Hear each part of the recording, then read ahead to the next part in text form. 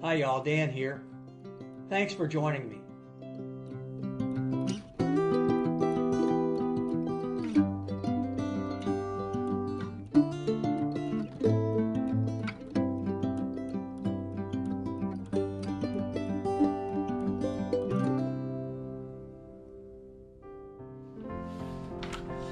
Well, hi y'all.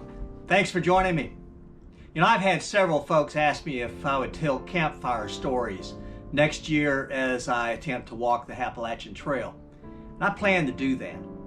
But I thought, what a great time to do the greatest story that was ever told.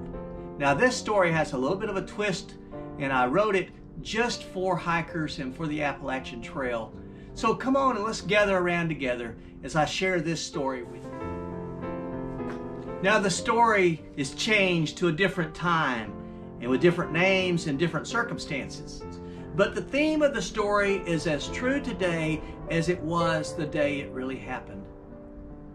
You see, long, long ago, the great trailblazer wanted to give people a way to hike from wherever they were to the top of the main mountain, the mountain that native people call Katahdin. He began to create a path from one mountain that was far away. He called that mountain Springer, and he blazed a trail that would cover nearly 2,200 miles. It was a rugged path. It challenged the hike and tested their desire to experience the cold and heat, the rain and snow, the drought and flood. Many would want to walk the path, but only those with the strongest wills would do it. For many years, people walked, and some made it from Springer to Katahdin, but most didn't complete their journey. There were many reasons to stop and to go home. But this story is about one couple's journey. Over time, some people decided they needed to control the Great Trail, so they made rules about who could walk the trail and who couldn't walk it. Each year, they required everyone to register. And this was long before computers and smartphones. The only way to register was to travel to Springer and be counted. Now, this is a made-up part of the story, but long ago there was a king who made everyone go to their hometowns to be registered.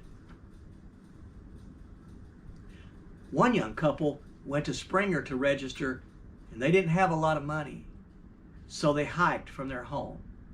And when they arrived, many other hikers were already there, and they had taken up all the spaces to stay. The lodge was full, the hostels were full, the shelters were full, even all the tent spaces were full. And this was a big problem. The husband hiker, his trail name was Woodcutter. He looked and he looked for a place. His wife, her trail name was Sunshine. She was pregnant, and the baby was due any time. The only place the woodcutter could find was an empty bear box in the campsite near the summit of Springer. Now, he took pine needles and he made a place for Sunshine. She never complained, but he was very worried. Later that night, trail angels began to go to some of the tents and wake up other hikers. The trail angels told the hikers to come and see what had happened. When they came, they were all amazed, because there in the bear box was Sunshine and her new baby son. There was a big party, and the hikers sang and danced. They had seen a miracle that night.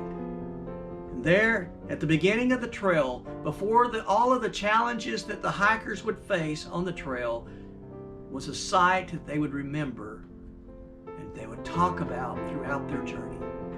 In fact, this would be the story of the trail for years and years to come.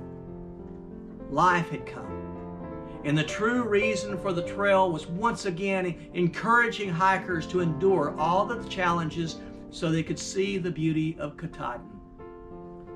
Those who tried to control the trail continued to make their rules, but what motivated the hikers was the story of life's miracle and knowing that the trail is controlled by no one else.